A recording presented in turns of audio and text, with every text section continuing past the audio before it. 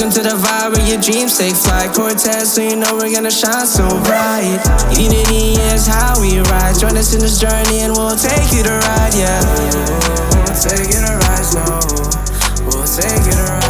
Welcome to Cortez Co, the Journey podcast. In tales we weave, authenticity we breathe. Through unity and strength we achieve. Join us in this journey and be empowered to believe. Today we have a special guest, okay? We shine a spotlight on a guest whose life reads like an epic tale of resilience, determination and a profound transformation. From facing unimaginable challenges to rising as a beacon of hope and strength for others, his story is a powerful reminder that our greatest trials can lead to our most significant triumphs. Charting a course from adversity to empowerment, he embodies the spirit of our collective journey. Get ready to be inspired by the incredible Dan Stone, also known as the Stallion Stone. Yeah, bro. All right. Where'd we get that name from? What's up? What's up, everybody? What's up, also? How you doing, brother? Awesome. Thank you for having me. No, thank you for coming. The name, the Stallion. So it first came from a lot of touch teams I coached. Yep. When the touch players play touch and they play, their body fat is really low, and they'll coincide with my bodybuilding. Yeah. So I used to use that nickname as it used to be my Facebook name, Dan Stallion Stone, for years, and then used it as touch teams. And then I took it through with me for bodybuilding.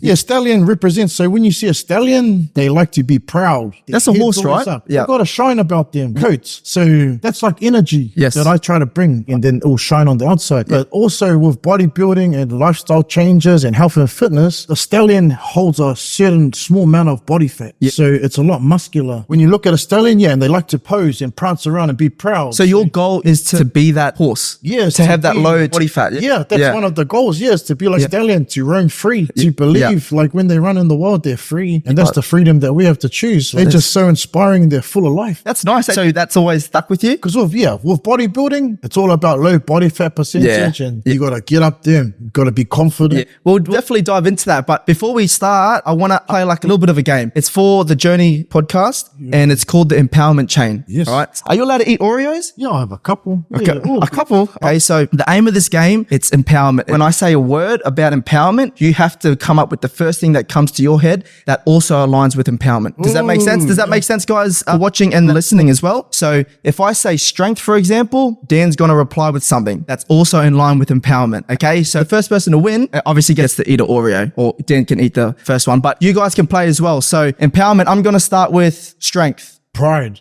resilience, passion, determination, energy, discipline, hard work, not giving up, resilience. Did I say resilience? All right. You get to eat a cookie. I get to eat a cookie as well. You can have that. You can have that first one. I lost. Bro. Yeah. No, we both get to eat one, bro. That's a hard game. It is, bro. So for the viewers and the audience. This is a peppermint one. No, I put Colgate in there, bro. No. Yeah, take this, bro. You don't have to eat it. That's a good one. I promise. I promise that's a good one. That's actually good with the mint. Oh, bro, that's not even a prank then. We even get have some fresh breath. Yeah, I said, I did a little video, bro. I did a little video and I was like, oh, for the kids out there, you can have an Oreo and also have toothpaste. You're going to freshen your breath at the same time. Oh, now you got it everywhere in your mouth, bro. I thought have some water. Like a mint. I thought it was a mint flavor. That's why you turn the packet that way. Smart, eh? Yeah. Oh, bro. That's a good game. For the viewers and audience out there, you can play that game. And so that's the game that we're going to play with each guest. And we want you to do that as well. It's an empowerment chain. So that way you know what you're talking about, what you want to try to achieve when you think of strength. When you think of strength, you want to go to the gym. You want to continuously think about what you're doing. Resilience, determination. That's your empowerment chain. That's your chain that you always look at when you want to achieve strength. We could go, let's say, authenticity. Okay. Authenticity is being you. And then you would reply with, I've got a mindset. Open, open-minded. So little things like this that engaging with the viewers and yourself. You know what I mean? Them going, that's a how's good that? one. How's that? Did it taste all right? Yeah. Maybe if you put a bit more and I would have went, what the? Was this? Bro, I was going to put sunscreen. Huh? Yeah. But Shelby was like, that's toxic. And I was like, is it? I don't even know. I would have went, being respectful. Yeah, you know, when people don't want to say anything, eh? Yeah, I'll be when respectful. people don't want to say anything. Do you want any more? Oh, no, thanks. No, you can have it. You can have it. Yeah. No, you don't have to eat it, bro. But I wanna Finish this one, but I want to go over Yeah. your life back ages. Let's go ages back. Did you grow up in Australia or where'd you grow up? I grew up in Auckland, New Zealand until I was 19. 19. What made you move over and what was the lifestyle like in Auckland? Oh, bro. Growing up where I came from and that, we're lucky we've got like role models these days. So that's why I'm proud the person I've ended up to be now. But lifestyle and growing up there, same thing. It's a small syndicate, housing New Zealand, like housing area, drugs, alcohol, gangs, crime. Always there, eh? Yeah. Did you move over with family? I moved over with my girlfriend at the time, but she became my wife. That's the journey we started. We just got up, got sick of everything. The actual truth was we had a car crash. So I had a car her? crash. Yeah, we had a car crash together. And like, I just remember the light was green and I went and these people crashed into us. Boom! And I just went flying over to the other side. But we were okay, which was lucky. But Yeah. they were drunk alcohol because they came over and I could smell it. And I said, hey, you're drinking. Yeah. But yeah, they pretty much, no, come to the house. And they paid for everything. They paid me cash. So then that's how I got my ticket to go. to Australia. Yeah. So how'd you meet your girlfriend and your wife? So first thing I saw her was when I used to walk on one side of the road. I dropped out of school and I went to uni, like they say, TAFE or whatever. She was still going to school. Yeah. They moved from somewhere else. They moved to our hood. Then they were down the road. Then she's a twin. Oh, yeah? So they were twins walking together. Then one's black and one's white. But they were twins. And then I saw her. I said, oh, shit. Yeah, And then I was, so I just seen her walking across the road. Then I was like, oh. Then my sister went to school with her. Sister was younger. I said, oh, can you give this girl? You know, back in the day, Yeah. notes. Yeah, We definitely. didn't have messenger, inbox somebody. Yeah. Oh, hi. Yeah. I was like, you either go up to them or you write a letter. That's how I right. actually met her, yeah. Yeah, and what, you just kicked it off from there? I wrote a letter, then, you have How their it goes. phone numbers. You get the phone. The landline ones? Yes, no, you got to go sit in the lounge of my house, like the phone stays in the plug. Yeah, because it's got the wire, right? And you don't want people to ring because everyone, everyone will listening or whatever. Yeah. So it was phone calls, but you try not to talk too much. It was like, that's how we met. Started talking and then just grew from there. Yeah. Was it a struggle to move over to Australia? How much cash did you have? Was you working at the time? We wasn't working. Teenagers jumping, maybe had a job here and there, but you never was consistent. Yeah. I used to do crime, but like back then I was doing crime but we had a crash and we got maybe a couple of $1,000 and then we just bought our tickets and just moved here. Was it a struggle here? when you use the same determination you had back then, that's the determination you need, the mindset and everything you need to succeed in anything. So we landed in the Sydney airport, but I didn't tell my uncle was coming and he lived in Manly, knocked on his door. Yeah. Well, he couldn't turn us away. Yeah. But he only had a little granny flat. So we slept in the lounge area. Yeah. He took us in and then the next day we just looked for jobs down at the Warringah. She got a job in Price Attack the next day, bro. Oh, that's lucky, eh? And then a few days later, I got a job as a cleaner. And then that started your journey here in Australia? Yeah, we just came with the bags on our back, slept on the airbed mattress. Yeah. That's how we started and we just went. We were just had the drive to, you just got to do it. Like Having like support. Did you have a lot of family support here though? I only had one uncle. That was the uncle that you knocked on the door for, eh? Yeah, but he was the one who introduced me to bodybuilding. So my uncle was a bodybuilder back in the days. So he introduced you to bodybuilding when we obviously go through the podcast. You're a bigger person, right? You're still big now. Yeah, but I was a like, different wrong type of big, right? So yeah. were you always that big? Nah, I was skinny for ages. And then when I got into my mid-20s, I think the weight just started packing on. That's when I just started binge drinking a lot. It was your uncle that introduced you to bodybuilding once you got to Australia? Yeah, so he was bodybuilding. So he's one of my little islands that my mum comes from. Yeah. You have Mr. Australia, Mr. Thing. So he was the Mr. Niue back in the days. But he lived in Sydney. But he introduced us to it, but he would never take it seriously. Yeah. Oh, you trained me, but How old were you? When I came over, I was 19. You were 19? Yeah. Oh, yeah. So, but he'll be in the gym every morning. Yeah, he's the one who took us in and taught me a lot. Do you think your bodybuilding journey started from then? Or do you think you just wanted that feel for the gym? When you're a teenager, you can't focus on one thing. Yeah. Oh, I want to do that. Yeah. Oh, I want to do this. So what else was you juggling? Rugby league. Oh, rugby league. A lot of rugby league. How was that? It was good. I played in a few areas down in Sydney and never took it too serious. What position did you play? As a kid, I started halfback, then centre, second row, front row. Then I built it. From the outside working, didn't they? Yeah. Would you play footy again? I want to play again, but in Masters, just for because I coached a lot of footy. And the last time I coached was under 20s a few years ago. I coached Olmo. We had there's players who's playing in the Q Cup now. A lot of the boys that, coached along the way, man. The biggest thing was really, really awesome. Like pre-season, I got to play with a lot of the boys that I coached. And we came and played against Goodna. Oh, yeah. Trial match, bro. Yeah. Man, they were all scared. Yeah. I got to captain and play for the Reggies that day. And I got to play with kids that I used to coach in under 11s. 11. that would have been nice, eh? That would have been a mad feeling. You just can't do bodybuilding and that at the same time. Yeah. So what, your bodybuilding, you only started taking that seriously when? 4 years ago. 4 years ago? Yes. You just got introduced to bodybuilding at like the age of 19, but played football at the same time. Yeah. When was it like, okay, I want to give up? And then you went straight into bodybuilding. After I coached the 20s, I got heartbroken because we made all the way to nearly the grand final. And then some of the boys, our key star players, one got injured the week before, which you can't do anything about it. A lot of the others went out on the piss the night because we flogged every team. So the team we played was Matt Geyer's team. He coached Currumbin. Oh yeah, they were sweet, right? Yeah, and they were sweet to win. We played them again, and we're going to play them again. And we smashed them 40-something thing. All the boys went out on the grog, and then they got arrested, like 5 key players.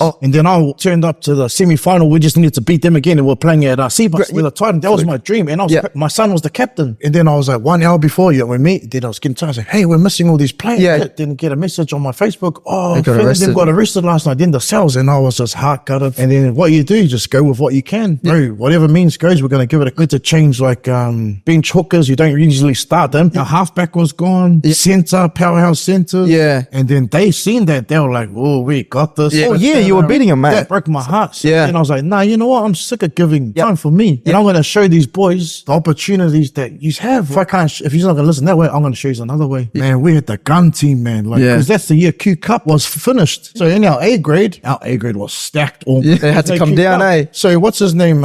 There's a fella, he's playing he's went to trial for the Bulldogs, and then he's up with the Broncos now. I wouldn't know. Is he a young boy? Yeah, he's 22, 23. Yeah. Credence Toya. Oh yeah, I've heard that. Credence is from Marsden, so he grew up with Tessie and you and that. Yes. Yeah, and I even spent some time with Tessie coaching him at the Q-Pick. So I was lucky enough to coach a lot of people that's playing, and my nephew's in the Cowboys. Oh, that's good as. I just wanted to do something for myself. The sport that I thought I loved and how I was passionate about, actually taking so much away from me. You know, you turn up to coach, no one turns up. That's the time I decided, I'm going to give myself something. And so what, you went straight into bodybuilding? Not yet. Yeah, when I was coaching the 20s, we would have hit outs against the A grade. There was the fullback from Burleigh. He was the man, bro. He's won how many premierships with Burleigh? And then he played for, but I would have hit outs against the A grade. Yeah. And then they'll rough my boys up. Oh, yep, that's it. I come on. Then I tore my MCL. Yeah. So then, then I was like, nah, that's what I was talking about. It's taking too much away from me. And after I'd done that, finished the season, my mate rings me up, bro, from Mudgee, bro. He's the president at Mudgee. Bro, come having a Masters game against Burleigh. And then I was like, I just got And then it was Masters, and I went and had the best. Nervous. Marcus Bai was playing in Burleigh. Oh, yeah. For Melbourne Storm. Would have been nice. Ali Brown was playing for Burleigh, but it was awesome, bro. The best fun I had. I finished football from then. So it was a good note. Yeah, so I was coaching, and then I went back a few months after the season finished. A one-off game, and I went and played, and I had the most fun. Bro, that would have been nice. That was the end of it, and then I started bodybuilding. Yeah. What did you do to start though? So did you just YouTube, or was it? I had a passion, and I chased a coach that I could see who's taking bodybuilders seriously. How old were you then? 37. 37 when you first started serious bodybuilding. Yeah. So how old are you now, bro? Brother. Guys, I'm 43 years old. I just turned 43 just a couple of weeks ago. Yeah, your birthday was, but not that long ago. I feel amazing. So did you feel like you started bodybuilding late? Yeah. And you know what? I wanted to do it earlier than that. My mindset was like, bro, you're too old. You never do it. Yeah. What are you thinking? Stop fooling yourself. Yeah. So what do you think for the audience and for the viewers, what advice could you give the people that want to start the gym? They just don't know what they want to do, how they can do it. Yeah, definitely. So you got to get guidance. You got to get a plan to follow. You got to start to get educated on how you want to, what goals you want to achieve, your fitness goals. So you got to find yourself someone who knows about that. So what if you just started just training? Obviously you can start training and then you start to develop a passion for that. But your way was very different. It was like, I want to do this and I want to get into it right. So I had to find a coach who's been there, who knows how to do it, who's done that. And then, so do you have your certificate, right? Yeah. So what made you want to get that? Did you get that before you started bodybuilding? Or? Yeah, before. Before? Yeah. Yeah. And then do you think that helped you? Yeah, definitely helped open doors. Now I've done all the experience.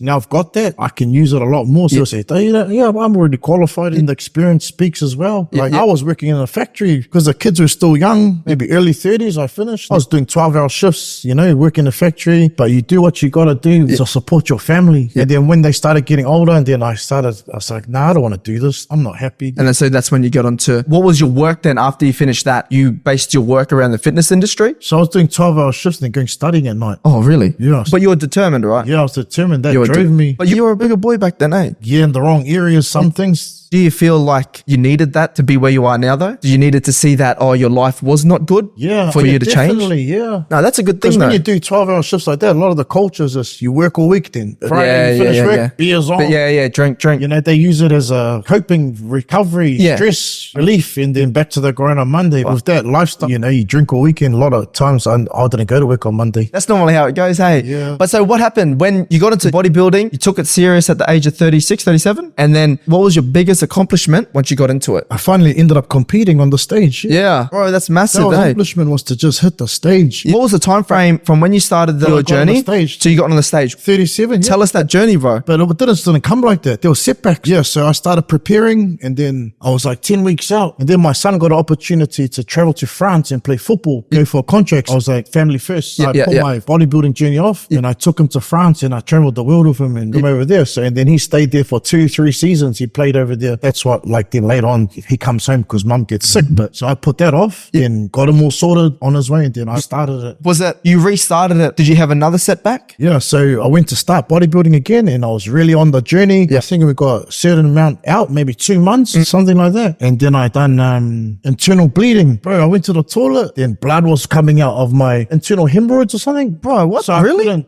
Another setback. I went to hospital for a week. Told my wife, I said, babe, man, I'm bleeding out of my bum. She goes, wait, you might be all right.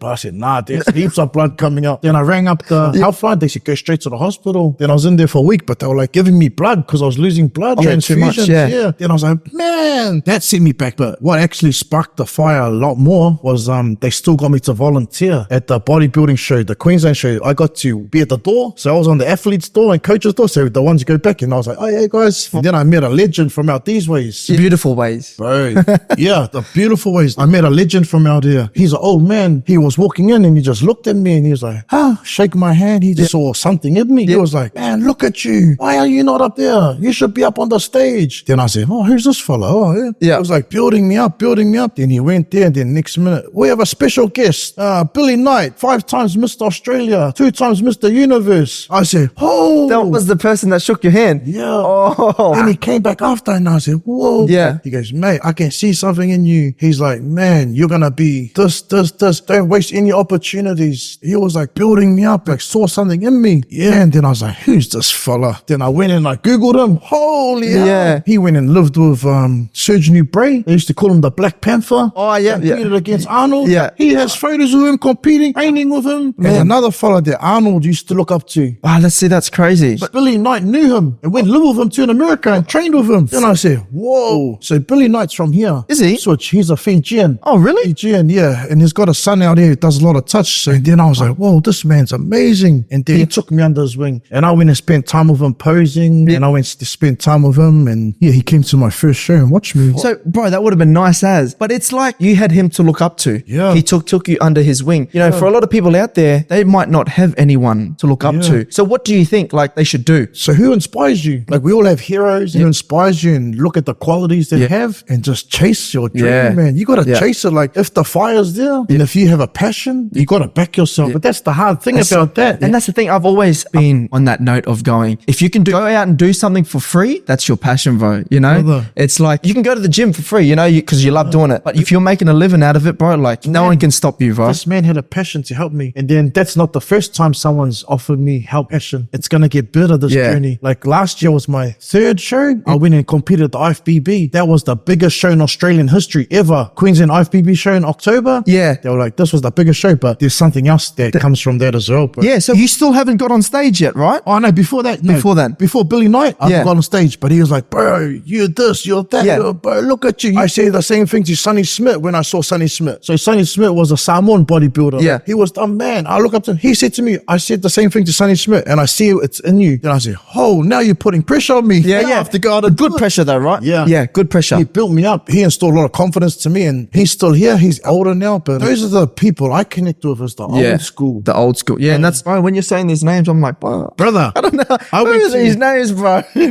I went to look for another coach last year to take me to the top. One of the hot coaches is out there these modern days, like one of the biggest coaches out there. Yeah. I went to a few interviews to wait like the appointment and left me hanging. Went, oh yeah, I'm here for appointment with this fella. Sit there for nearly an hour. Then I just got up and walked away. No result. Just treated me like, so how does that make you feel at the time? You're hard into bodybuilding. Yeah. You thought this opportunity was going to be there, open the door to realize the door just slammed in your face. I was like, bro, I don't need you. And so what did you do? What was your feel then? Like, what did you gain out of that? I just felt like how I've been treated all my life. Like, you're not important to me. I don't want you. Just another number, right? Just another number. And then I just trained myself that time. But going back to where we were. Yeah. So I was sick, then I recovered. From the blood, right? Yeah. So it took me a month off. You just met him then, that you're doing volunteering from there? What happened? We just started messaging me. He gave me his phone number. You know, he actually rang me on my wife's funeral night. The night of the funeral, he rang me. Yeah. I had all my mates around me. And I put on speaker and I listened to these and still believed in me the whole way. But you know, what I learned from him, like for us, like winning is when you win, you want to come play somewhere. You want to be a winner. Yeah. He's like, bro, you've won. You've already won. No matter what you do. You've gone on there. You've represented your family. Yeah. But he taught me a deeper thing about winning. Being the first crossing that finishing line, eh? Yeah, he was like, taught me so much to look deeper. And did you feel like yourself versus society? You wanted to be that winner in society's eyes, hey, but not really think, you know, every day you're winning for yourself. That's it. But I done my first shows and I done like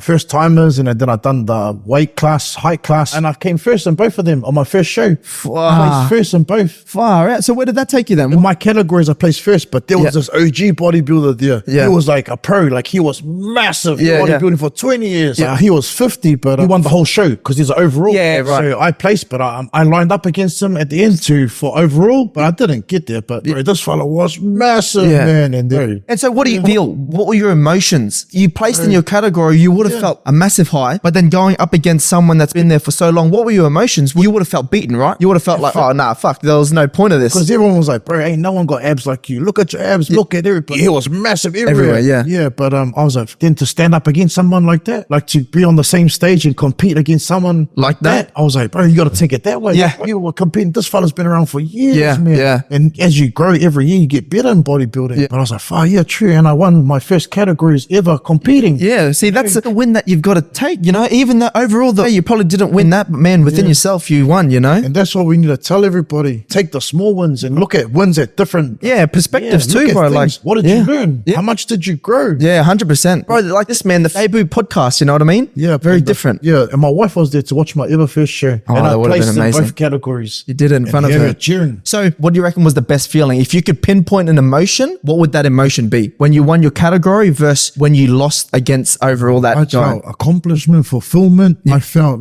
relieved. Whoa, I did it. Yeah. So far. And I went home with medals and I was set with my family. And you know, people say, oh, I'm going to go and drink as soon as I finish. I went home and I spent the night with my wife and kids. We just sat, we were proud. Celebrating that, Yeah, we had food. And did that start your journey for the bodybuilding? So did you go, okay, I placed here, okay, next one. It built the seed. And that's the thing, man. I have this quote. It's opportunity plants the seeds, but perseverance harvests the crops. Yes. That's the man. Yes. That's like, you have to plant that seed. Yeah.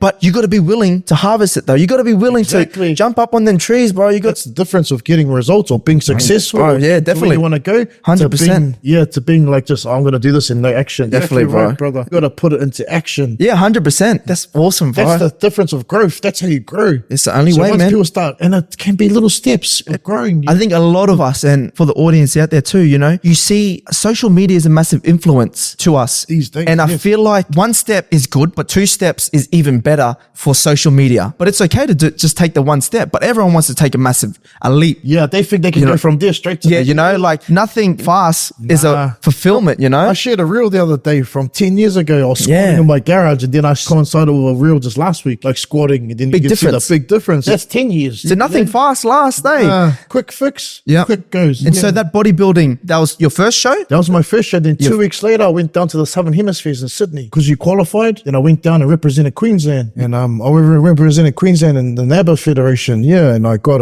Team Queensland t-shirt, got a big bodybuilding shirt, ended up back. And I went down there. That's his name, Big Harry. Big Harry, yeah. Big Harry's the one who beat me from Melbourne. That's his name, and he's big, man. And then he was down there too. Down there. People from all over Sydney. I got to meet a lot of people, but I went down there and competed, and I placed second. What, overall? The Opens, second in that category. So the guy, he placed first. He's been with them for for years. Competing. Izzy is his name. And then I competed against him just recently last year. He won the Miss Australia last year, but photos tell a different story. Yes. But someone said to me, bro, just do your time. Be patient. Work on these areas that you need to work on. You're going to be unstoppable. Did you obviously would have compared yourself? You know, that's the human thing to do. Compare yourself to that fella, right? When you go back to the drawing board after you competed the first time, what's in your head? It was a couple of weeks later that you went to Sydney, right? You couldn't have trained. You couldn't have been like, oh, I'm going to put on an extra 10 kilos here, you know? I don't have the size, but I got the cuts, baby, and I got the flow, and then I got the pose. Yeah. My strengths. The style, he might be like that, but he ain't got the abs like this. Well, he can't move like me. Yeah. Bro,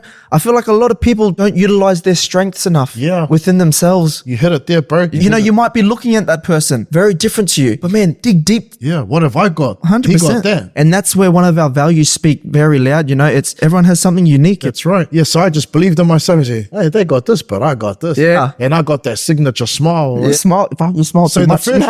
the first show they said, where's your smile? Because I was like too nervous. So a few poses I smiled, but they're like, where's your smile? You need to bring your smile. Yeah. Bro, you would have been nervous, bro. Yeah. The first time I was going to go on the stage because I was new. I've never done it before. So they always have the first timers first. Yeah. So I opened up the show with my routine. I was like out there, boom. And then they were like, my wife was telling me, people say, that's not his first time. That's not It wasn't your first time, eh? Yeah, my wife was telling me, she was like, hey, baby. So she was sick and she was saying, oh, people were laughing at me, think that's not my husband. Yeah. And she was like, yeah. That was your second one, eh? That was the first one. The second one, I went to Sydney by myself, but then I left to come home early. Tell us about that. So I didn't stay for the overall because my wife was getting more sick. She was in Rabina Hospital. Yeah. And they were like, stay for the overall because you placed, then you get the overall lineup. Just to have those photos, even if you don't place, making the overall lineup. And then that's how they picked the Mr. Southern Hemisphere. Yeah. And I was like, nah, I'm going home. I got my friends here. We're living in Sydney. Yeah. I was supposed to go the next day or the day after. Yeah, now I'm canceled. I changed my flight. Yeah. I went home and I said, if I stay for this next one, I miss spending some time with my friends. Yeah. Come out. I need to get home back to my wife. Yeah. Yeah, I've done my stuff, what I wanted to do. So I just packed up all my stuff. People say, how'd you do the last one? Nah, gotta go. That's when it's jumping with my friends. Yeah. They drove me to the airport. We had dinner. Yeah, we spent time. One of my friends is a pastor. And they just prayed for me and prayed for my family. They were beautiful. Gave me an envelope. I was like, what the hell is this for? Nah. And then I went home. And then I've posted a video on Facebook ages ago. When I was walking into the hospital, I was like, yeah, I'm coming to see my wife. I done a video. Then I went in and she's on the hospital bed. And I was like, hey. And she just broke down with tears and gave me the biggest hug. Bro, I'll never forget that thing. Yeah. I brought my medal out on my underneath. Yeah. And she said to me,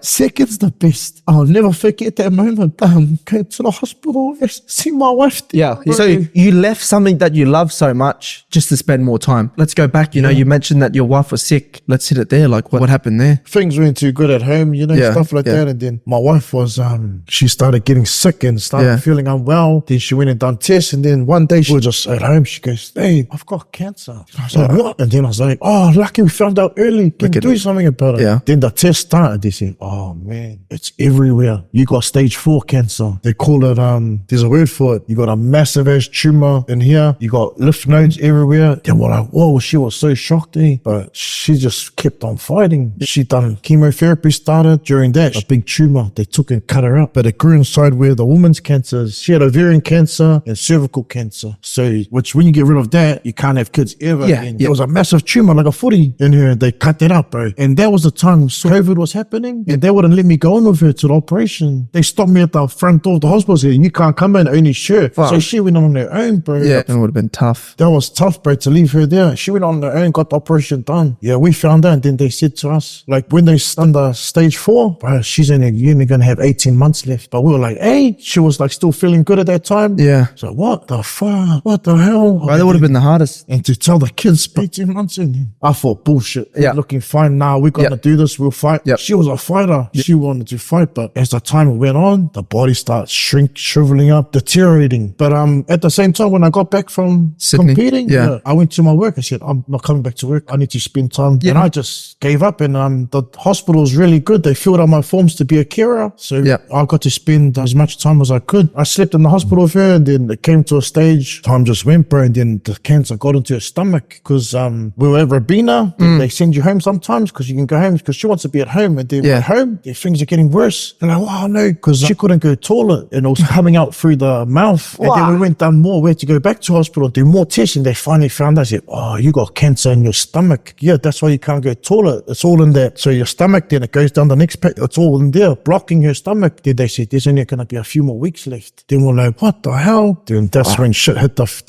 then we had a big meeting in the hospital. All the family came, and then the hospital told everyone what's going to happen. Yeah. And then she said, nah, I want to be at home for my last few weeks. Then we bring her home, and the blue care comes every day, check. Yeah. But she was in pain, bro. Like, oh man, the stuff you see. And sometimes I had to inject medication into her stomach. They give us medication. Yeah. She was just in pain all the time. Like, and there was a stage like we had to put pillows all around her body because it was so fragile. Too sore. Before that, I'll carry her to the toilet. Then I got to that stage. If I carry her or move her, she's just in so much pain. Yeah, too much pain. She's like, it's nearly going to be time. I'm nearly ready to go. Oh, so then that's when you got to decide. She didn't want to die at home because of my daughter. She didn't want to have the memory in there. So we went to the hospice for her last 2 weeks. Ambulance come pick you up and take you to the hospice. I went with her in the ambulance, went to the hospice, but then it looks all right. Like, with my eyesight, when I saw, I didn't see, because you shrivel up like a skeleton. You shrivel up, you're so skinny. I didn't see that. I still saw her. Like, I still saw the love. Or you didn't want to see it? Maybe. But I just saw still her. Like, I could see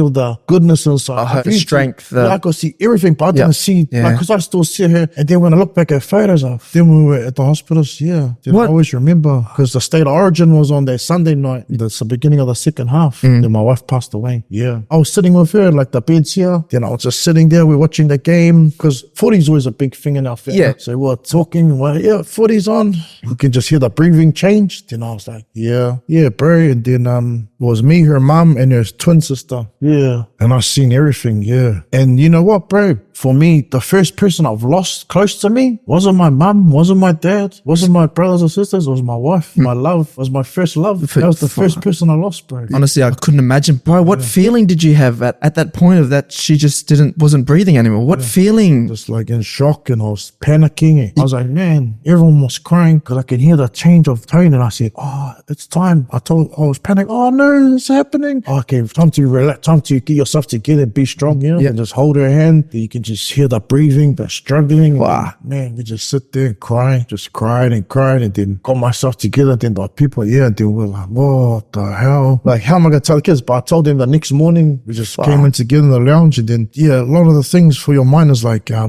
least her pain's gone. Like, you try and stay positive. Yeah. It would have been hard, bro. You said it was you got to worry about your kids, and you're trying to worry about everyone else. That's what happened to me for probably a year. I didn't get time to grieve properly. Yeah, that's what I was going to ask. What you felt like you was just so on the move all the time. You didn't get to think about. There was so much that had to be done. Yeah. And then still have to look after the kids. There was so much, man. What helped you with grieving, and what helped you in that? At the time, just being strong, you just had to be strong at the time, mate. Was for my kids. For your kids. Yeah, my daughter too, and for myself, because someone has to be strong. If the leader falls apart, everyone will filter off, but she didn't want the kids there at the time.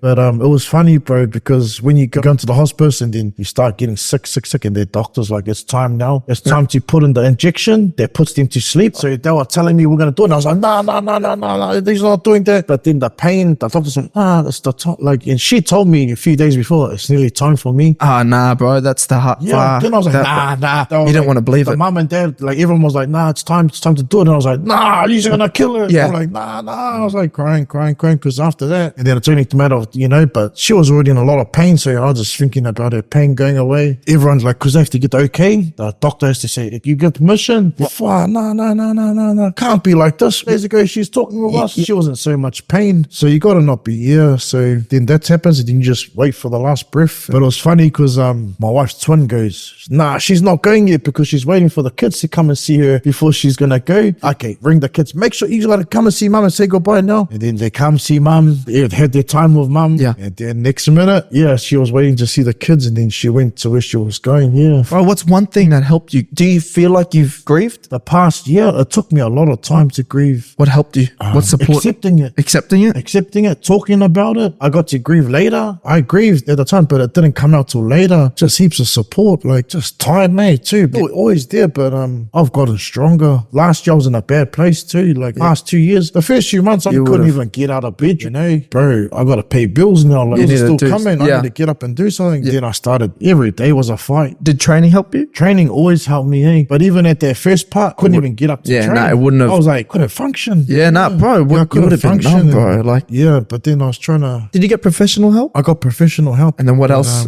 I went to men's groups, which helped me a lot. I got support from close friends. They'll check in on me. They'll take a lot of my bullshit too, because when you're grieving, you're always trying to push them away. You need a lot of love to heal. You know, you need caring and friendship. You need good friends, good support. Just when you want to do something in life, you have to hang around a good crowd, good people. Yeah, you need them, You need to go around people who's got the same ideas as you, but same mindset. Yeah, it was hard. And then last year, I had pretty much a whole year of medication. So the medication was to help with your grieving or to help just your mental health? Yeah, mental health, depression. Run us through that. Like what? Yeah, so I started, there's one you take in the morning. It's medication for your depression? Yeah, and you take one at nighttime. Metrizapin's a nighttime one. The morning one is sertraline or something like that. So you take one in the morning, it just clears your head, because I felt like my head was going to explode. Getting so much pressure, I was going to work. Just my head felt like it was exploding. So I took that. It done its job for the time being, but as time went on, so I only supposed to take half at nighttime. You would have taken... I was taking 2, 3. Because it was too hard. Yeah, I was like, life was too hard. Go to sleep, and I was like, I couldn't wait to take those pills because it knocked me out. So I started getting addicted to them. But so I still had my 2 kids at home, my daughter and Sean, and I said, "Oh, Dad's gonna have his medicine down. Come kiss goodnight." Then I'll take it. Then boom, that was bad because sometimes they're still awake and you're out. Yeah, then I take a few out cold, man. Are you still on it? No, you don't recommend it. I've been off it for a few months, but nice, bro, nice. So what is helping now? What's replaced it? So the people can talk about it being a universe or being a god. I found the faith. I've got my faith back, and people can call it meditation, prayer, church, going back to men's group, training. I've just gotten stronger from the experience, but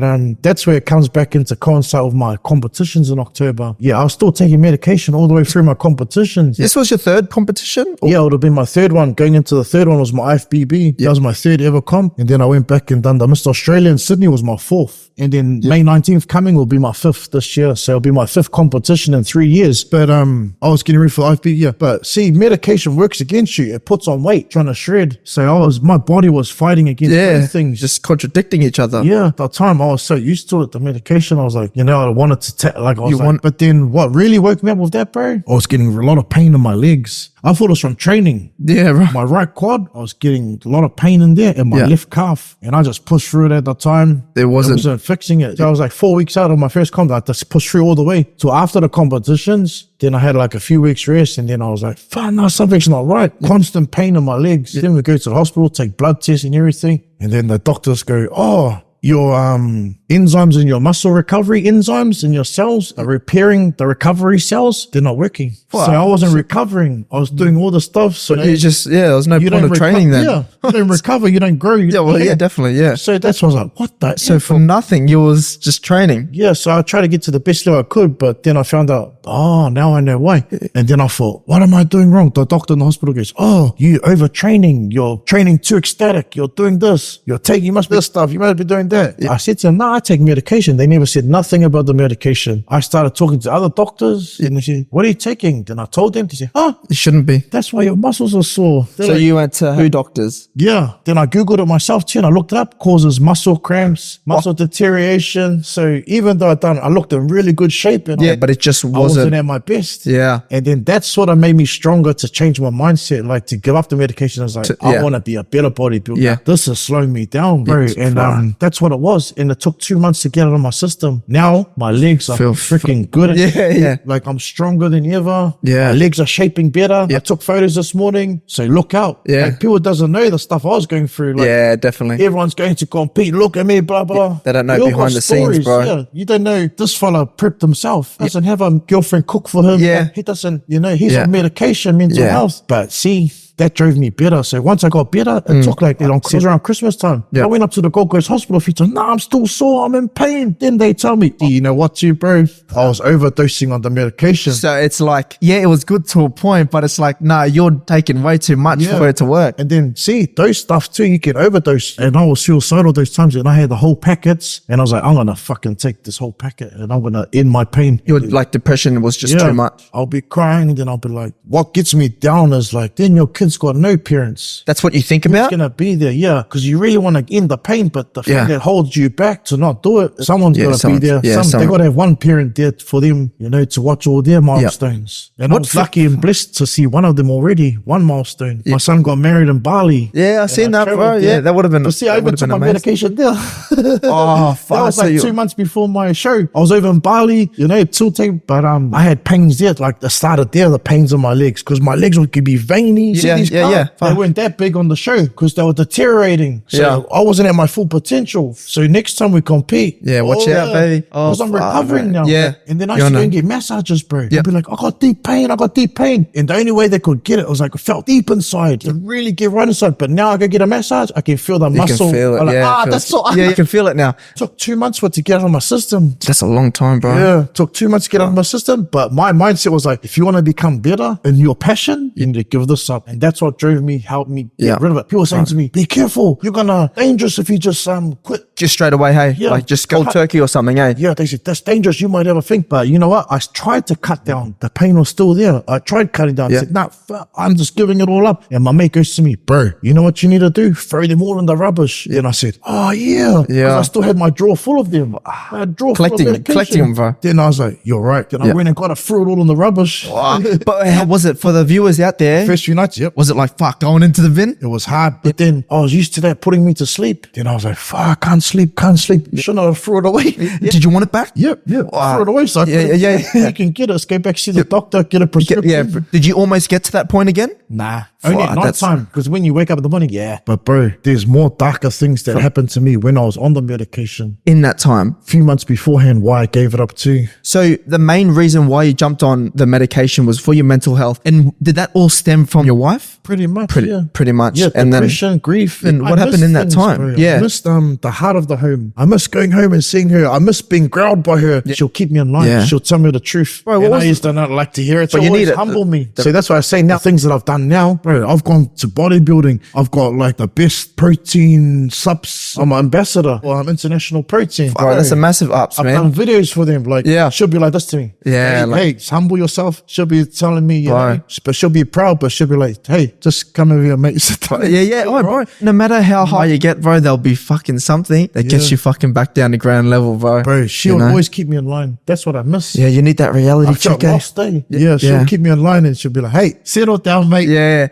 But what was the darker times like? Bro. So sometimes when I had medication, bro, I thought like one time I fell asleep, then I felt like hallucinates or something. This felt so real, bro. So what were you talking to other people? I'll be taking my medication to sleep, then I'll just nod off, bro. One thing that scared the hell out of me, I felt like something dark, bro, and I felt being strangled. Like I couldn't move my legs. I'm telling the truth. So I thought I was still alive because it felt so real and blocking my mouth. I couldn't speak. And I was like, get off me. And I couldn't speak. So I felt like something dark over me, holding me. And I don't know if it was the medication or I don't know if it was a spirit, but I felt something holding me and I couldn't move. Then I was trying to speak out and then slowly my voice came back. I was calling my son, he's 17. I was trying to call Sean, but it just wasn't big.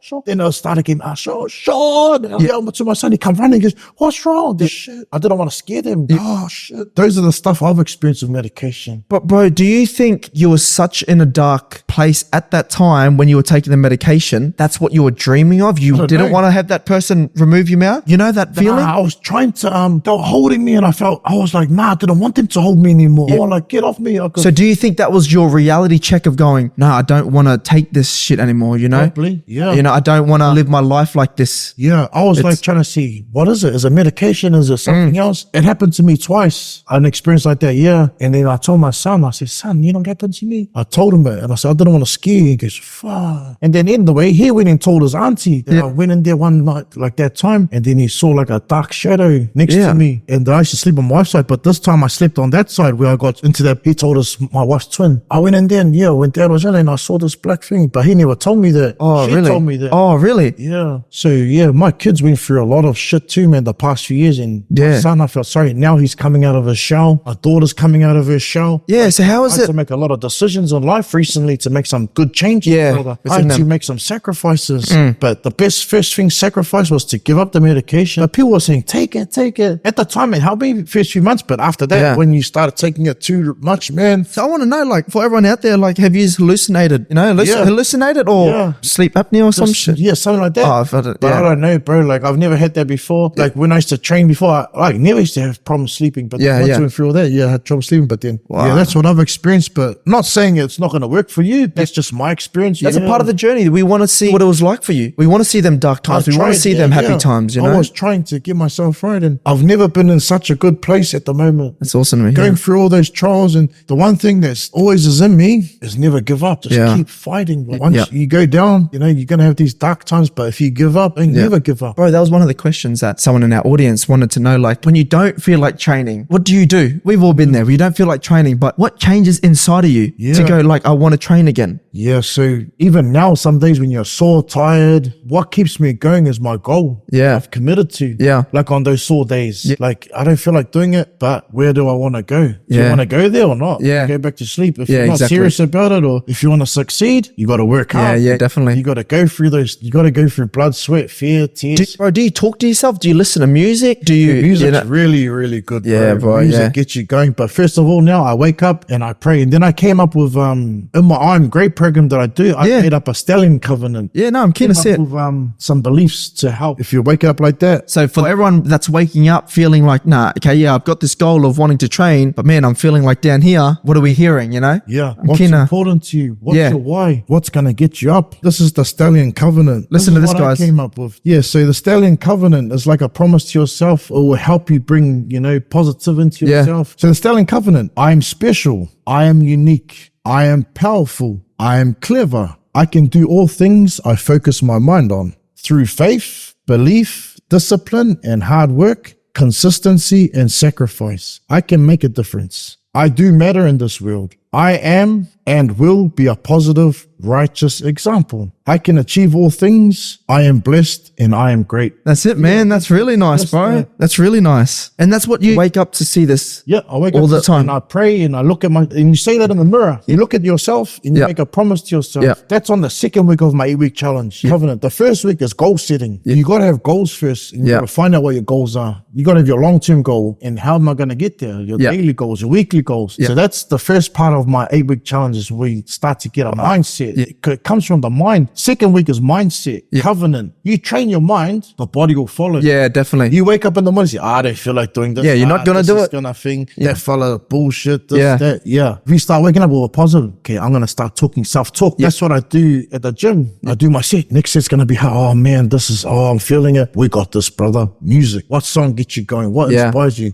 Start tuning my mind in. And so with this 8 weeks that you do, when does that start? So we're the on people week that want to 5 know now. Oh, week 5. Yeah, brother. Yeah. On week 5. That's awesome. So this morning I went and trained myself. That's why I got up super early. Yeah. Then I went and trained myself, and then I have a community group session. Yeah. That's for the people who need help or support or energy. So we're on week 5, and then I showered at the gym. Then I came here. Yeah, bro. But I tuned my mind in. Like, okay, this is the plan for the day today. Yeah. This is what we're gonna do. How am I gonna do that? Start talking to yourself. Yeah.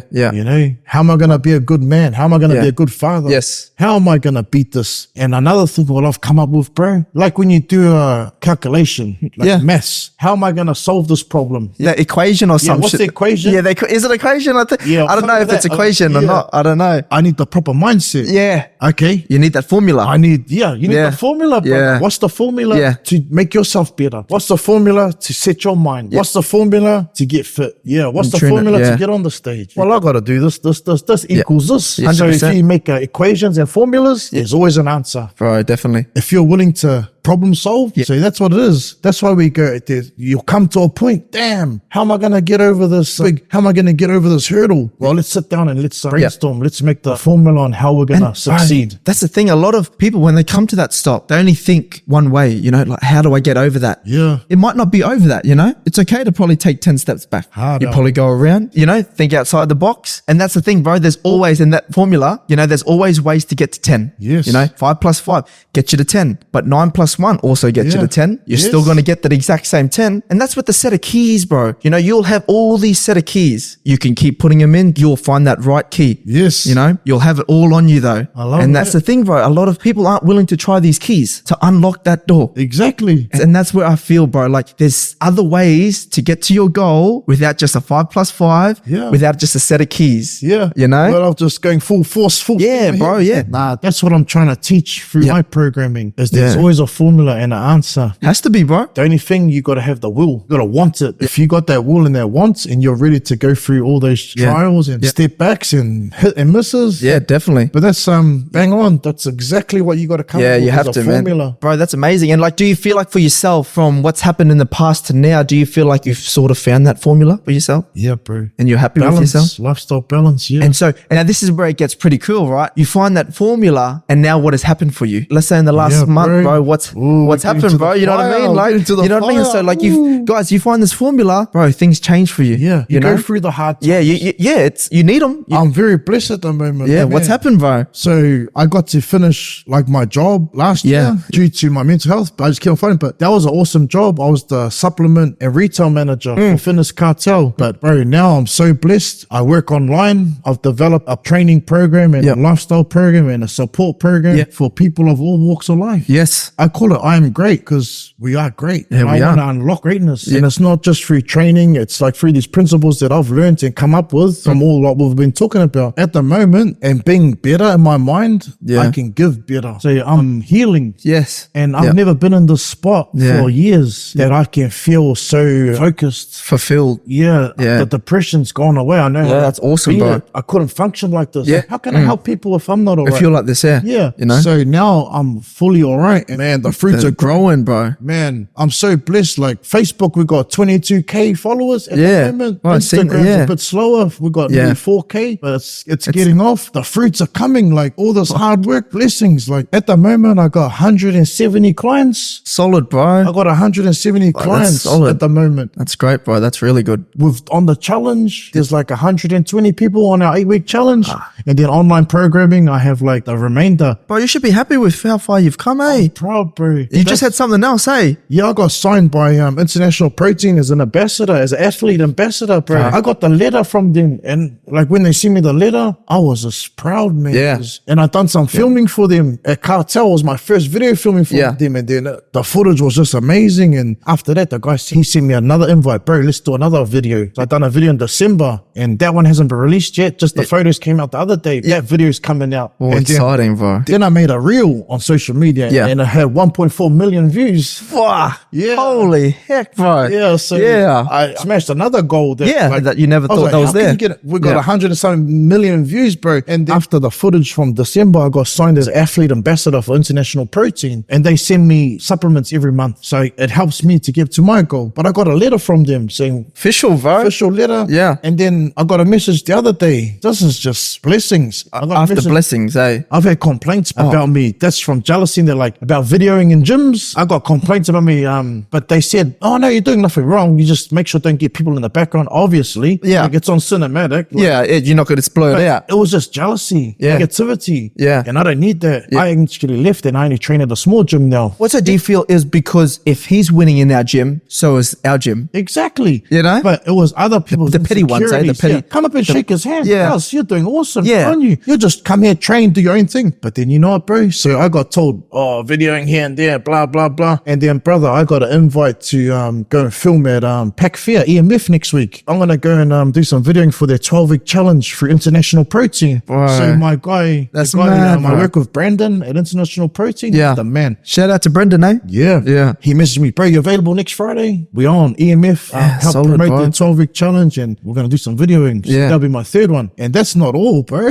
Wow, look, bro. Yeah, so you got these keys. So you got these formula, you know, you got your ways to get to 10. You got all these keys, but it's just willing to get to that door. What you're going to do with the key, if you're going to take that chance to open it or just let it go. Yeah, a lot of people have slammed the door in my face. Yeah, I've had a lot of that. That 100%. drives me. Don't give up. Definitely, bro. Don't take it there. Keep knocking. Yeah. Keep knocking, because those doors are going to open. If you just give up, no door's going to open. Yeah, definitely. And then, bro, I've just started doing acting school. Yeah, bro, what the fuck? So I'm on acting school now. I can do that. And I've had so much good feedback because, bro, heaps of people come up to me, "Oh, you look like this fella. Bro, you're man." So I said, you know what? I'm going to go and give it a crack. Yeah. If I can be like that. Wait, you never thought of this, right? You never thought of wanting to act? Yeah, 2 years ago. You wanted to act? Yep, but it's been a plan in the making. So bodybuilding first helped me get my confidence, helped me grow. Unlocking doors, right? Yeah. And if you see the video footage from International Protein, that's like what? The story there. You can use that for your acting. Yeah. Who's this fella? Like, you got to have a passion, and what's going to happen if I don't make it? Nothing. Exactly, yeah. Nothing to lose. Now the guys, like I go to acting school, so you learn lines, you go up and it's like a studio like this. Jeez, bro, lines, and that's just the beginning. But now people's telling me, because there's other students there, they say, have you got an agent?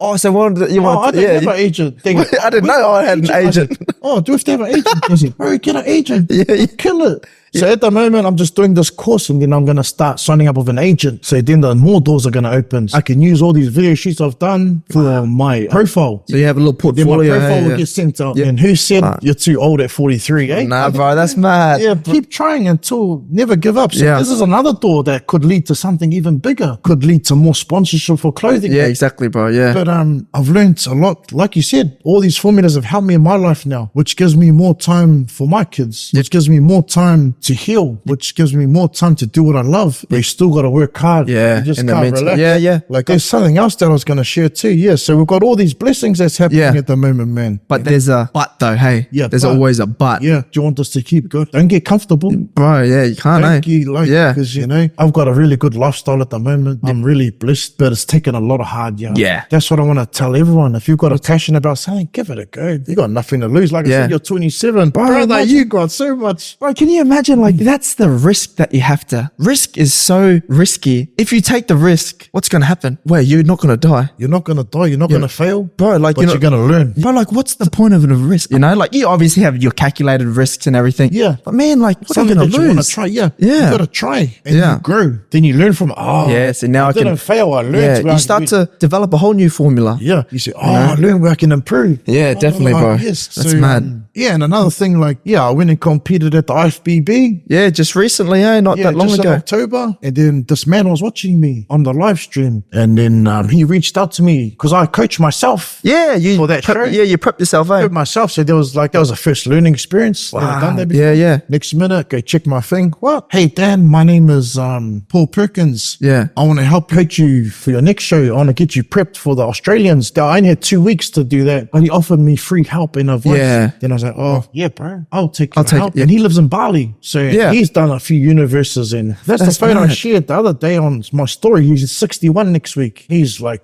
ripped. So I had someone else reach out to me from the universe. Someone who wanted to help me from passion. Someone who just didn't want something off me, but someone who sees potential. Wants to help me. So he helped me go down to the Australians, and then now he's my coach. So after the show, I said to him, bro, I want you to coach me for this upcoming season. And the special thing about it, he lives in Perth, Bali, in Ubud. Someone who recommended me to him was a lady at Fitness Cartel. She teaches yoga, and I met her heaps of times. And I was telling her, I'm going to Bali for my son's wedding. She goes, I live in Bali, and I do retreats in Bali.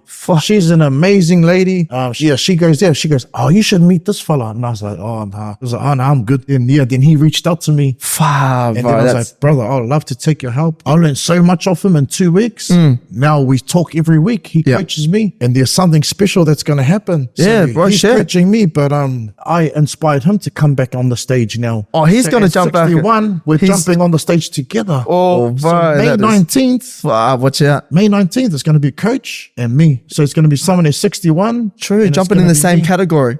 Depends on his height. Yeah, okay. Height, but he'll do masters and then height category and weight, but I don't think he'll be in the same category. But see, I didn't know I inspired him too. And I bring his passion back. He trains at Bali and he sends me videos every day. That's a big thing. Hey, you never know what people are going to get inspired by. And then you never know who's there. Too? We're going to have 3 generations. Oh, sure. So my coach is going to be training, competing. I'm going to be competing, and then I'll have my first people that I'm coaching. That you're coaching to jump on. Step on stage. Bro, that's a 3 generations. That's awesome, bro. You should be proud of that, man. Very, very proud. You should be proud. But so much hardship in between, eh? Yeah. It's not just getting it gifted to you, eh? Before I went to the Australians, I shared a video. It's like people don't see the hard yards you put them behind the door. There's adversity everywhere, bro. Yeah. Like I've had heaps of haters, and you learn to deal with it. Yeah, If I was younger, I'd be like, bro, it'd be different, eh? Your egos, like your pride's up here. You're like, you just want to comment back. Yeah, now definitely, bro. Now you just block and delete. Yeah, 100%. And that's the thing, you have to move on. It's like, what's the price of fame? Yeah. What's the price of fame? You're going to be up there for everyone to see you. You got to be willing to take a hit, exactly. You got to be willing to take a hit. For me, I never thought I could be able to do that. I'd be like fiery. But the biggest blessing for me at the moment fulfillment is seeing the changes in people's lives and seeing that it's working. It is, yeah. I'm actually inspiring people, because when you're sick, when you're in that mental depression, you don't see it. But now I'm better, and I get all these messages daily. I get these messages, bro, you're inspiration, bro. This, man, thank you.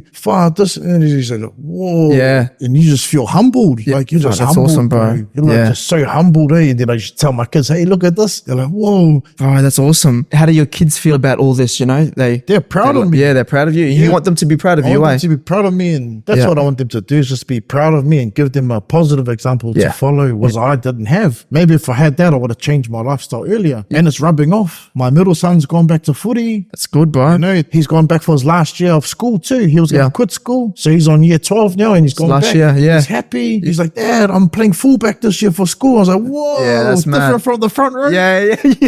And then my daughter, she's gone to another school. Yeah, why is that? Last year, because she ended up getting bullied in the holidays. So she went through cyberbullying, like, you know, starts with a couple of friends, and then they start building their numbers and they're bullying her. So she went through a hard time, bro. Yeah. I felt so sorry for her. As a father, like, what did... I wanted to go and give the dads a hiding. Yeah.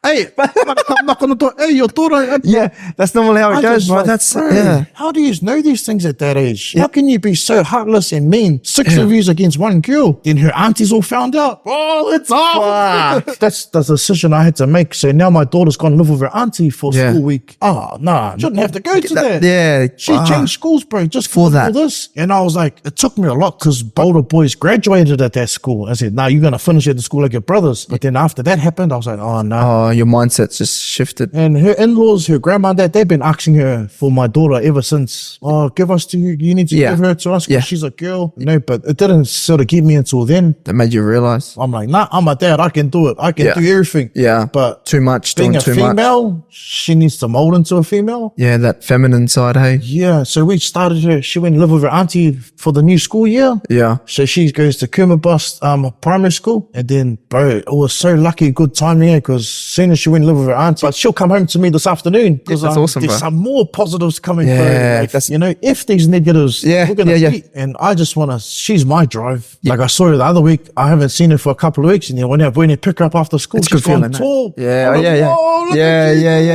I think you sent me that video, eh? Yeah. And she's like, hey, Dad, what you doing, Dad? You know? And that's the thing. It shouldn't have to get that far. And for anyone out there, bro, like, it's bad. Like, if you've got kids that are getting cyberbullied, bro, that's social media, bro. That's on social media. It happened at night time when I was just giving up the medication too. But they didn't want to wake me up. She went and told my other son, Sean, 17. She was like, what's this? And he was like, Lorraine, what the fuck? Yeah. And then he jumps in and he's like, and then I woke up the next day and goes, Dad, you should see all this shit these girls are doing. And those friends, I've taken them with us. I've taken them out, being nice to them. Yeah. Whoa. Yeah. And my daughter's a big girl, like if she was nasty, she'll waste it.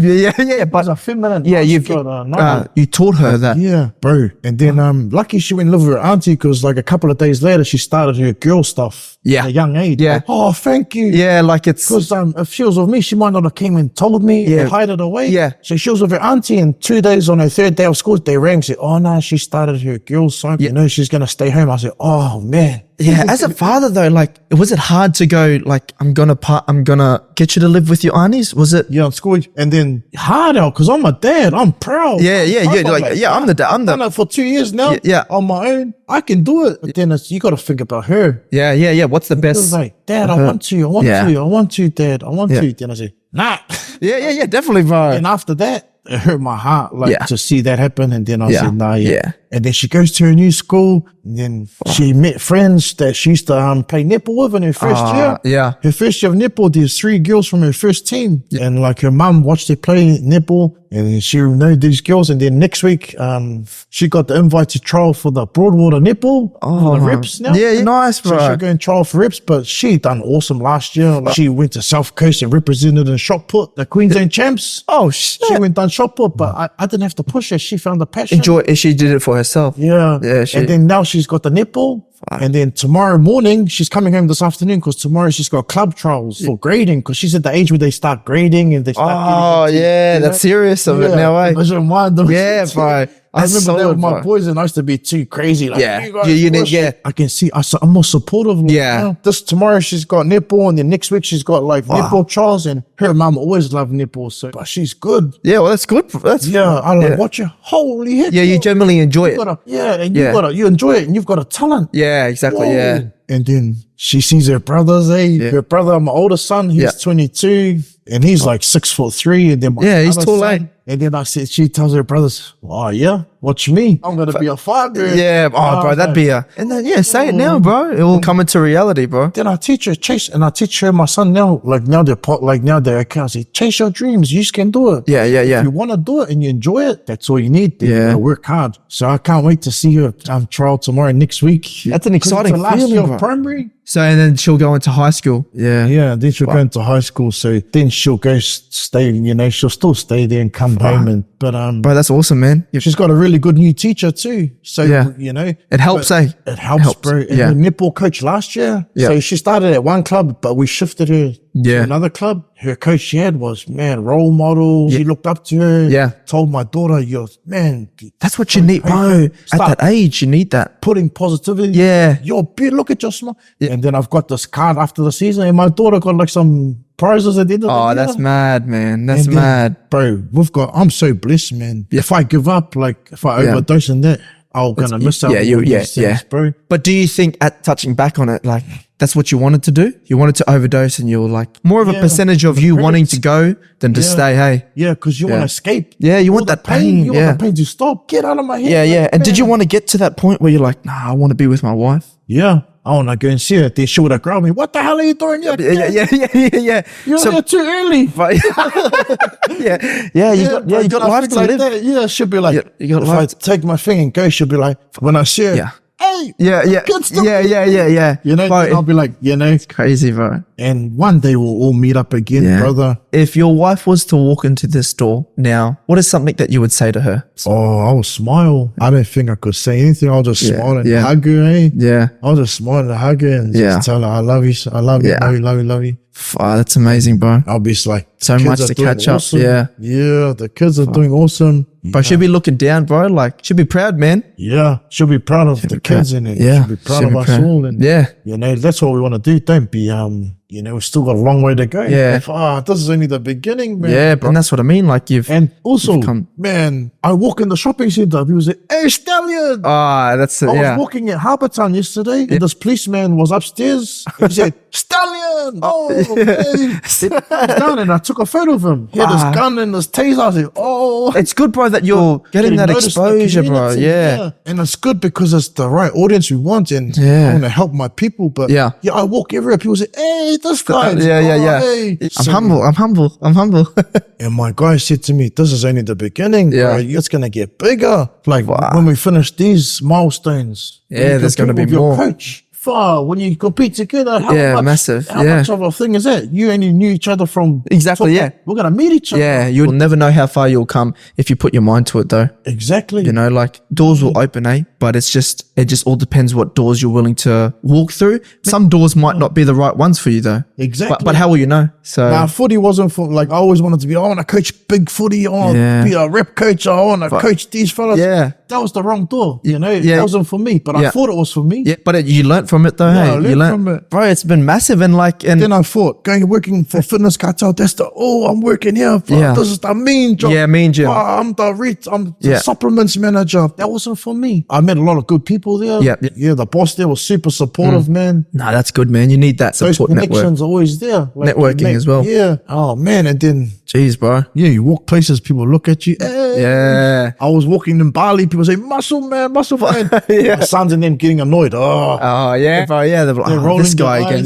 Yeah. My nephews and that, but you should be proud, man. It rubs off on them. Yeah, it rubs off on them, even though you don't think it. Yeah, you just got to keep going and because it's good, bro. Bro, anything else you want to share? Like, we've gone through heaps, man. And we've gone through heaps. It's good, but do you feel good being able to express where you've come from to now? It's not every day you get to sit down and talk to someone that genuinely cares, about. Man, if I stayed in New Zealand, I would have ended up in jail, man, like doing crime. But we went on an adventure. That's what me and my wife went on. We went on an adventure. Yeah, and then still an adventure too, bro. Yeah. We had kids, but I've always got that part of here with me is the children. You've got something. The children is there. So I blocked that out for the past year and that. I blocked out a lot because I was trying to get better. So how selfish do you need to be? Kids, to be there for the kids, but I wasn't. Not mentally and supportively because I was in another mindset. I was there for them physically. Supply the roof over the head, food on the table. That's what you think is supporting, hey? They were missing that love, that connection, who you really were. Like as much as you're supporting them, putting that roof over their head, they have lost a massive part of your life. And now it's like there's just not something about dad that isn't him. Yeah, you're not the only one who's lost something. Yeah, exactly. Yeah, you're exactly right. And I sort of blocked that out for a while, which I feel terrible about it. But at the moment, when you're going sick in that depression, you don't see all. Yeah, no, you don't want to, bro. Yeah. As much as you want to preach it on them, like how to help people and all that. Sometimes we're the leaders, but sometimes we got to be the travelers too. Exactly. We have to be the travelers, bro. Exactly. And I'm grateful to have come here and share my story. Bro, man, it's been a journey and a half. The story's not over yet. Bro. We've got our show on the 19th of May, and then we go down back to Sydney, and then we'll see what happens after that. Like if I do, I'm going to win anyway. I'm a winner anyway, but if I place on there, then I'll qualify for the Worlds, which is going to be over in where Arnold was born. Well, bro, I don't even know where. I don't even know where he was born. Austria. Oh, really? Austria is where the World Champions is in June. Really? So if I'm conditioned for that, I'm going to go to that. It's not the universe, but that's the next. I'll get there. My goal is always to go to the universe, but that's going to come. Sometimes, like you said, I can't say I want to get here. Yeah, exactly. Yeah. I got not know where. To it last year, but it's all right. You got 10 steps back, hey? Yeah. So I'll do these shows and then we'll see where we go. But take one step at a time. And if you're ready and it's time, I'll go. And then we'll recalculate ourselves for next year for the universe. Then we'll be better. Yeah. I would be excited, bro. I'd be keen to get you back on to see where what else leads. Where it leads to. Eh? But I'm blessed, bro. I don't want to brag or I don't want to say, people say, I'm doing this. But brother, man, you've got to take, there's confidence and there's arrogance. Yeah. Bro, so where does that sit with a lot of people, bro, a lot of people will be sitting here be like, fuck, this guy's cocky, he's arrogant, Yeah. But it's just you're confident. Yeah. I'm not being cocky or anything. You're proud of yourself. I just share, I'm proud of what I've done. Bro. And the apex coming back. Yeah. And that's the thing. What I'm saying about the medication also. You didn't have it. I didn't have the full recovery and the full, I couldn't get to the full, to the best of what I could, but I still looked awesome. Yeah. I was mad. Yeah. But if you looked awesome then, imagine if you didn't have the medication. Imagine May 19th. Let's watch out. Let's stay tuned for May 19th, guys. Stay tuned for May 19th and stay tuned for, I Am Great's just going to get bigger and bigger. I've got all these people's transformations to share, testimonials. Yeah, exactly. I've got 100 and something to share. Next time I might have 500. Yeah, exactly. It's only going to grow, bro. Yeah, just keep doing the right thing. Yeah. Keep being a good person. Never give up on your goals. What about shortcuts? You recommend shortcuts? Yeah, everyone wants a shortcut. Hey, message me. Everyone messages me. Oh, bro, what do you take? I said, did you see my post from 10 years ago? Yeah, exactly. Yeah. You see how big I was in the wrong areas, Yeah, exactly. That's the thing, but and then you learn. It's a learning curve, and you learn, and then you far. Yeah. But always be humble to take help. Like when people, when you say, okay, I need help, just humble yourself and get help. Do you think when people try to ask for help, do you think their ego and their pride? Yeah, I was the same. Oh, bro, same. I didn't want help. When people want to come help me. I look, and that's what it's all about. Do you think I want to handle beyond? This is beyond muscles, bro. Now this is beyond muscles with this title. But that's the thing. It's I'm big, but I'm small up here. Yeah.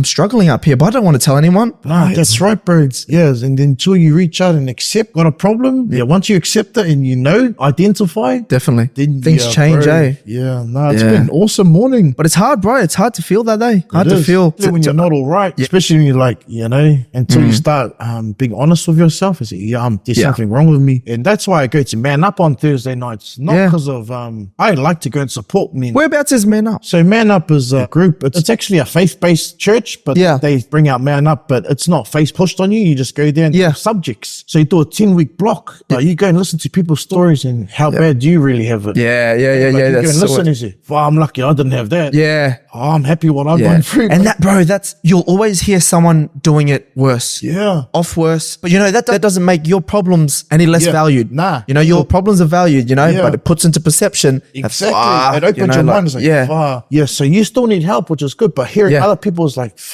Yeah. So I go there and I listen. I went to Man Up just before, like a few months before my wife passed away because I needed help. I used to be like, what's this bullshit? Yeah. To see on Yeah. freaking Man Up. Yeah. Bullshit. But then it's like popping up on your newsfeed because it's there for a Yeah, reason. then I see it. know, I'm sign up. gonna go. Then I just went and I just listened for a few times. Then I spoke. And you recommend that to people? I recommend that. Yeah. If you're going through any problems or you need to any addictions or problems, go and go to the table and talk it out. Yeah. You know, Yeah. don't try and be a man and think drinking's gonna talk it Yeah. out. And I haven't drank in like 3 months now. Feel good? Yeah. Like I stopped drinking ages ago. Like Yeah. But then when I started hitting my depression, my wife again, It's just- I was taking medication and drinking. Perfect mix. Yeah, and even before my comps, like it's 18 weeks out, I'm just gonna have a 6-pack, you know. And so I was like, I try to justify things. Man, Bro, I'm in the best state of mind I've been. Bro, you should be very proud, and like it makes me feel good that I hear that from you. You know. Nah, thank you for having me here. Nah, like it's been an awesome morning, and I just wanted to share. Like, man, it's been awesome. You know, like the shit that we've gone over. Nah, we've gone over heaps. Look, Bro, good like- stuff. Take out the good and just get it out there. Yeah, 100%. Once it's out there too, bro, I'll Yeah, definitely, I'll push bro. it out there more. I'll Yeah, no, I get appreciate some that, ads bro. going and we'll just share the story, bro, because this is like a part 2 from my part 1. 100%. Yeah, so I've just made up some stuff up for you, bro. So if you just look up the TV. Should Yeah. we record it or are you gonna send it to me? No, I've got this all up, bro. Yeah, those are at the hospital. Yeah. My kids, man. Yeah. Then I'm so happy it says devoted wife of Daniel, so Yeah. and she's got my last name up there, then her dad's name there. Wow. So we went for a lot of wars, like Yeah. people died, people said, nah, she's a Kaiser. Yeah. Like it was, bro, I went through some tough times but you just gotta I just rolled with it. Yeah. You know? Yeah. She didn't want any fighting. Yeah. Yeah. And that's me and all my nephews. Yeah. I want twin sisters' kids. Yeah. Sisters' kids. And then my nephew's son. Yeah. Far That was the first Christmas we went without her. Yeah. There's no headstone there. Yeah. That was the first Christmas. And we all go to the cemetery every Christmas Eve. Yeah. But last year the storms came. Oh, yeah. Wow. So that's us and that's all the boys. Yeah. Your eldest? Yeah, that's his 21st. Yeah. That's Samuel's 21st. And then he proposed to his girlfriend on that night. Oh, really? That's my son. Yeah, that's summer. Yeah. That's recently after because the third. Yeah. Yeah, that's my nephew's 21st. We got to go to. Yeah. Yeah.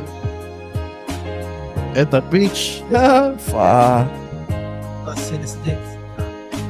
How do you feel about all that, That's bro? my wife's birthday. Yeah. We had her 40th. Yeah. It's her 40th birthday. Far. No, 39th. Oh, really? 39th. 39th. Passed away before her 40th. Yeah. Wow. June. August was her 40th. Yeah. Yeah. Far out. Well, she looked real. Was this first? Prepping for my first comp. Yeah. Well, that's Cuba River, so we'll go on walks, but she'll be on the wheelchair. Yeah. Yeah. So we've done it. Yeah. Yeah. Yeah, bro. That was. And that's what got me too a lot was the bad things I've done in my life towards my wife. That took me a lot of time to heal. But in the end of the day, bro, she said to me she forgave me and she loves me forever. And That's an awesome feeling, bro. Yeah. Bro. Thank you for having me. Bro. No, honestly, like and that's a part of this podcast, you know, I wanted to bring that out, to hear people's journeys from all walks of life. Yeah. You know, and we wrapped up and we dove right into what your life was really about, you know, from the start to right to the beginning, from where now to where all these achievements and accomplishments are, you know, Definitely. And I'm so glad I've got to share you in, bro. Our debut podcast, guys. I came here with nothing, bro. Yeah. I came to this country with nothing, and now I have everything. But yeah, and that's the thing, you never know where your struggles come from to lead to the biggest triumphs, Exactly. You had that car crash, you moved over to Australia, always stayed with your wife, went on to that journey of bodybuilding, but then finding out that your wife got sick, and that one of the proudest moments was leaving a show midway to show your wife, to fly back to here to show your wife that medal underneath your shirt, like it's bro, not a lot of people, it's like, oh, I'll finish this and I'll fly back. Not a lot of people get to experience or will do that, and then moving on, like a lot of bullying with your having to move on to another school because of your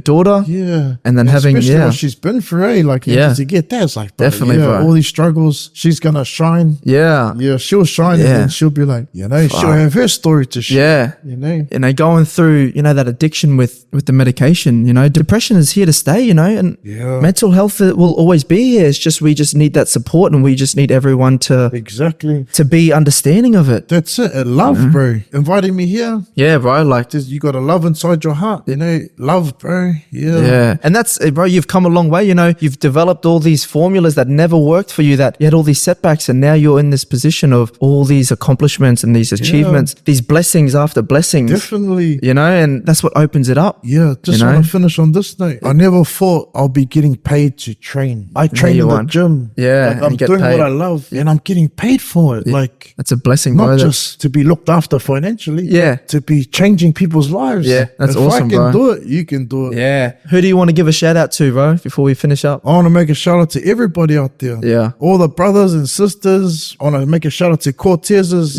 followers. What's up, everybody? Thanks, bro. Just want to make a shout out to everyone who supported us.